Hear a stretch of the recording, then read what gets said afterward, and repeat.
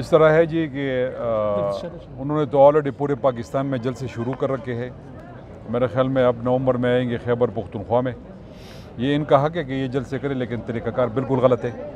جو یہ پاکستان کے خلاف بات کر رہے ہیں، یہ اداروں پہ بات کر رہے ہیں، یہ بالکل غلط ہے. احتجاج ہر کسی کا حق ہے.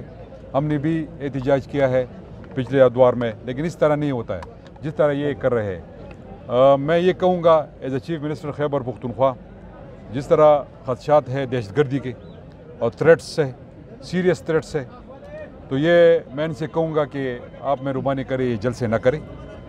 جس طرح کے حالات ہے پورے ملک میں، باہر سے جتنے بھی لوگ ہمارے خلاف سازشیں کر رہی ہے اور یہ ان کو یہ موقع دے رہے ہیں، تو یہ میں ان سے کہوں گا کہ برائے مہربانی اپنے جلسے نہ کریں. خدشات ہے دہشت گردی کے تو گزارا کرے. میرا یہی میسج ہے ان کو. اچھا سر، مہنگائی کے حوالے سے جو ہے لوگوں کو مشکلات کا سامنا ہے.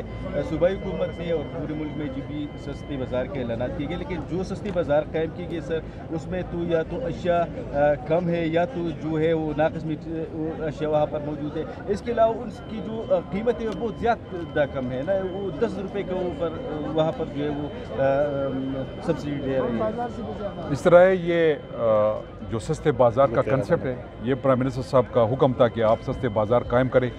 جو غریب لوگ ہیں ان کو آپ ریلیف دے دیں، تو اس پہ ہم لگے ہوئے.